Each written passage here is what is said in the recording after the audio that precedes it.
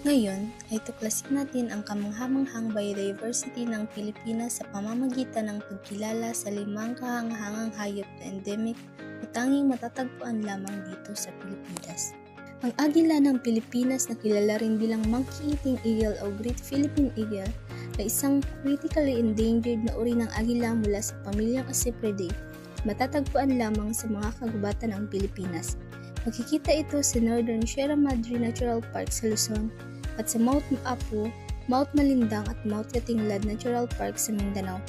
Naninirahan ito sa mga dipterocarp at mid-mountain na kagubatan lalo na sa mga matatarik na lugar. Ang Philippine Eagle ay isang pangunahing top predator sa kagubatan. Tinutulungan nitong mapanatili ang balanse sa food chain sa pamamagitan ng pagkontrol sa dami ng mga hayop tulad ng unggoy, ahas at malalaking ibon. Dahil dito, naiiwasan ang sobrang populasyon at napapalakas ang biodiversity. Bilang isang flagship species, ang presensya nito ay palatandaan ng kalusugan ng kagubatan. Higit pa sa ekolohiya, ito ay isang pambansang simbolo ng pagmamalaki at pagkakakilanlan ng mga Pilipino. Ang patuloy na pag-iral nito ay refleksyon ng ating malasakit sa kagubatan. Ang pinakamalaking banta sa Philippine Eagle ay pagkasira ng tirahan nito, lalo na dahil sa ilegal na pagtutroso, pagmimina at pagpapalawak ng agrikultura. Kapag nasisira ang kagubatan, nawawala ng tirahan ang mga agila. Dahil dito, nababawasan ang lugar para sa pagpaparami at ang pagkuna ng pagkain kaya't nalalagay sa panganib ang kanilang buhay. Mayroon ding banta tulad ng pangangaso at aksidenteng pagkatrap, ngunit ang pagkawala ng tirahan ang pinakaseryosong panganib dito. May mga hakbang upang maprotektahan ang Philippine Eagle. The Philippine Eagle Foundation, isang non-profit na grupo na nagliligtas, nagpapagaling at nagpaparami ng mga agila sa pagkabihag. Republic Act No. 9147, Wildlife Resources Conservation and Protection Act, and the DANR, Department of Environment and Natural Resources, nakikipagtulungan sa mga lokal na pamahalaan at NGOs para maprotektahan ang mga kagubatan. Makakatulong din ang mga tao. Suportahan ang mga grupong pangkalikasan tulad ng Philippine Eagle Foundation sa pamamagitan ng donasyon o pag-volunteer. Ipalaganap ang kaalaman tungkol sa kahalagahan ng agila at mga panganib na kinakaharap nito.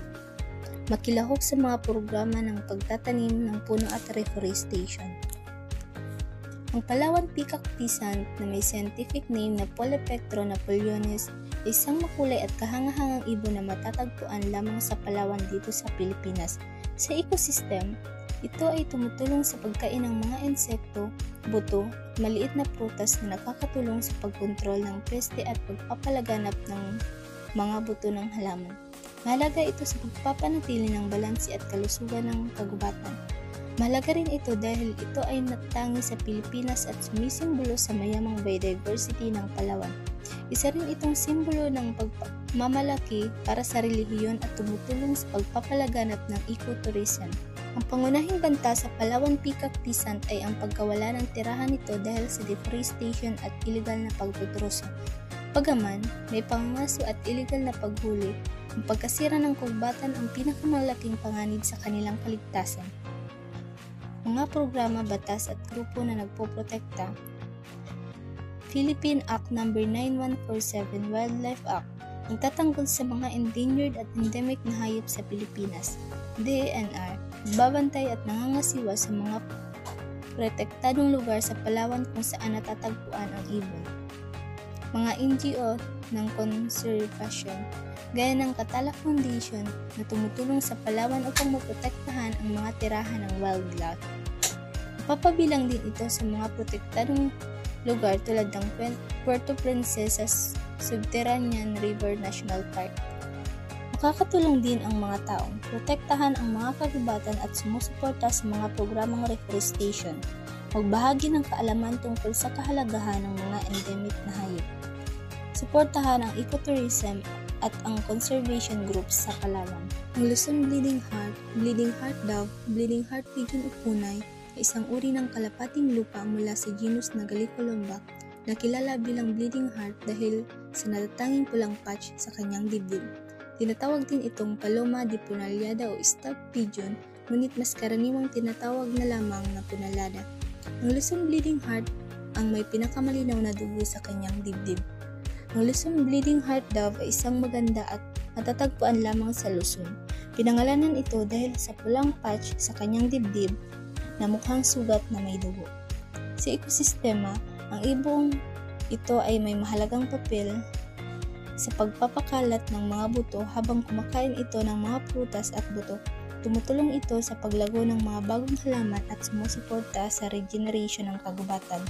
Mahalaga ito dahil natatangi sa Pilipinas at ang kaligtasan nito ay nakatali sa kalusugan ng mga kagubatan ng Luzon.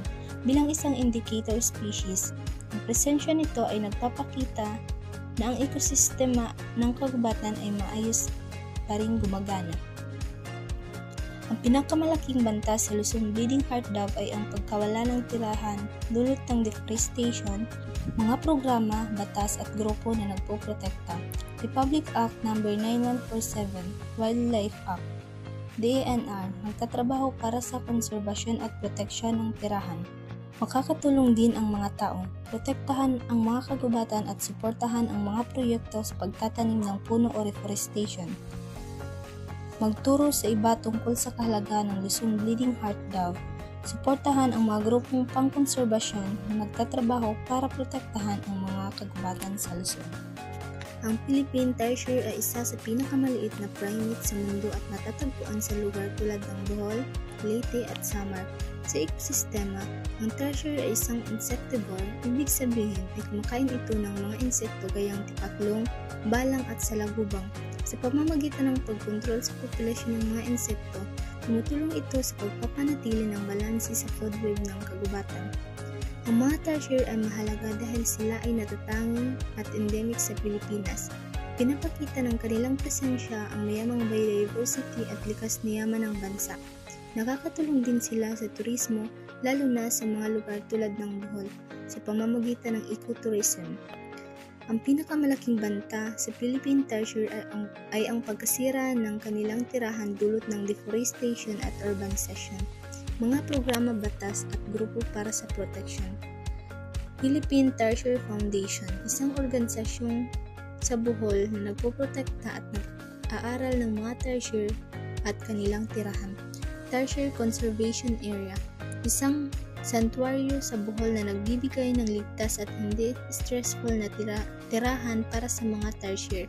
Republic Act No. 9147, Wildlife Act, DNR, nagbibigay at nagpuprotekta sa mga hayop at kanilang tirahan. Makakatulong din ang mga tao. Suportahan ang mga sentro ng tarsier conservation at responsible ecotourism. Magbahagi ng kaalaman tungkol sa kahalagahan ng tarsier at kung bakit sila dapat protektahan. Magtanim ng puno at pangalagaan ang kagubatan para mapanatili ang kanilang natural na tirahan. Ang red-vented kukato na kilala rin bilang Philippine kukato o katala ay isang uri ng kukato na matatagpuan lamang sa Pilipinas. Dati itong matatagpuan sa buong bansa, ngunit dahil sa ilegal na kalakalan ng mga hayop, ito ay ngayon lokal na nawawala sa karamihan ng kanyang saklaw at ang natitirang malaking populasyon ay matatagpuan sa Palawan at Sulu Archipelago. May mga natirang populasyon din sa Polillo Island, Bohol at Samar. Ang sukat at anyo nito ay halos katulad ng tanimbar gorilla, ngunit madaling makikilala dahil sa pulang balahibo sa paligid ng vent. Sa ekosistema, ito ay may mahalagang papel sa pagpapakalat ng mga buto sa pamamagitan ng pagkain ng mga prutas at pagpapakalat ng mga buto sa pamamagitan ng kanilang mga dumi na tumutulong sa pagpapabago ng kagubatan. Kumakain din ito ng mga insekto at nektar ng bulaklak na nakakatulong sa polinasyon at kontrol ng insekto. Ang pinakamalaking banta ng red-vented kukato ay ang iligal na kalakalan ng mga hayop. Dahil sa magandang itsura nito at kakayahan manggaya ng tunog, kadalasang nahuli at binibenta bilang alaga dahil dito bumabagsak ang populasyon nito ng malaki. Mga programa, batas at mga grupo na nagpoprotekta. Katala Foundation, isang grupo ng konserbasyon na nakabase sa Palawan na nakatutok sa pangangalaga ng Philippine kukato sa pamamagitan ng pananaliksik, pamamahala ng tirahan at edukasyon. Republic Act No. 9147, Wildlife Act, and DNR, makakatulong din ang mga tao. Suportahan ang mga organisasyon tulad ng Katala Foundation upang pamahagi ang kamalayan tungkol sa nanganganib na kalagayan ng pukato. Sumali o magbigay suporta sa mga pagsisikap para sa proteksyon ng kagubatan at wildlife.